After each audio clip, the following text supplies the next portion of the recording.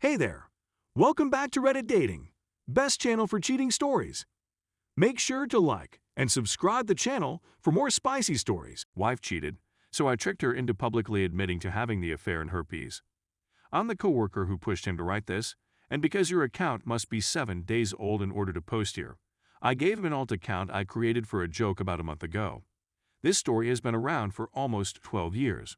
Yesterday, I mentioned it to a coworker who suggested that I post it on Reddit. Today, he encouraged me again, and here we are, drinking drinks before the 4-day weekend and my writing is finished. So, this is my first time here, and hello to everyone. Apologies in advance for any errors. At the end of the article, I provided a when I was in college, I met the woman who I believed to be my soulmate.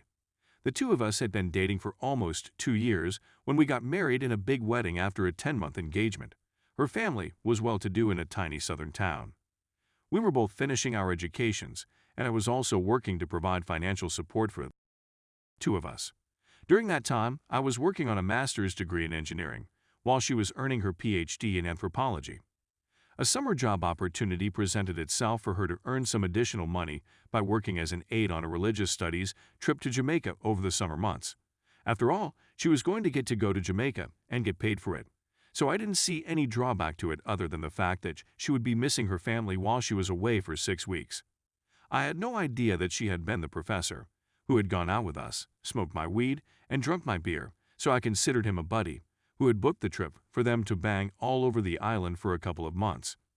I was completely unaware of this at the time. I went through the weeks while she was away, completely naive and delighted, working additional shifts in order to match the amount she had earned in our account and surprise her. What a jerk, don't you think? One of the students from the tour actually went out of his way to find me and tell me what was going on. Before I started seeking for evidence on my own, I couldn't bring myself to believe him. I finally broke down and checked her texts while she was sleeping, only to discover that there were none. Because there were several VM, I decided to listen in, and there it was. A message from that gigantic telling me how great it was that I was so close to catching them. As soon as I opened up her laptop and pushed the emails button, it was a deluge of people making fun of me for not knowing what they were talking about and in our bed and laughing about it. There was so much, and I was really devastated. I couldn't do anything because I was too hurt to do anything. I had no idea what to do, so I sat on it for a couple of weeks and tried to act as normally as I possibly could. I noticed everything now, and I felt so foolish for not noticing it earlier. There are so many signs. There was one that stood out in particular. Even though we weren't having, I noticed that our supply of homemade cannabis lube, which, if you haven't tried it, I highly recommend it, was depleting quickly. It was evident that they were also taking advantage of my hard work to get off more quickly and efficiently. This made me quite irritated. Hulk is absolutely insane, and not in a good way. It had all finally dawned on me. These jerks thought I was a goddamn joke, and they were in my bed while using the lube I manufactured for them. I didn't want to hurt them anymore. All I wanted was to make them hurt. In order to keep her occupied while she was studying in the library, I produced a fresh batch of lube. I had a combination with enough marijuana to make it smell normal, but I also included some poison ivy from our backyard, which I added after refilling the spray container we used for application. I then waited. After a few days, I'm working more hours so that I can spend more time outside of the house, and presto, the bait has been taken. During the night, after she has gone to sleep, my plan is put into action. I steal her phone and erase my contact from it, while replacing his phone number in his contact with my phone number in his contact. Going to bed is difficult because it seems like I am 5 years old and Christmas is the following day. When the sun comes up, she's already in the shower. I receive a text message. I'm itchy as a bee, are you okay? Now, Lord, this is my moment. As you can see, I thought my condition had improved, but it appears that I have experienced a flare-up. I'm sorry, but I'm infected with herpes, and I'm guessing you are as well. I heard this squeaky squeal in the shower. I'm covering my mouth because I'm on the verge of losing it. I went on to tell her that it was time to end things now. A new semester was about to start, and I kind of have a little crush on another T/A. I wanted her mad. This is a woman that never got told no growing up and never had to deal with rejection, let alone from a balding dude in his 50s with herpes. When she got out of the shower, it was obvious she had been crying, but I could see the anger in her eyes. I could see how uncomfortable she was squirming at the table drinking coffee and mulling the situation over. Another little nudge is what she needed.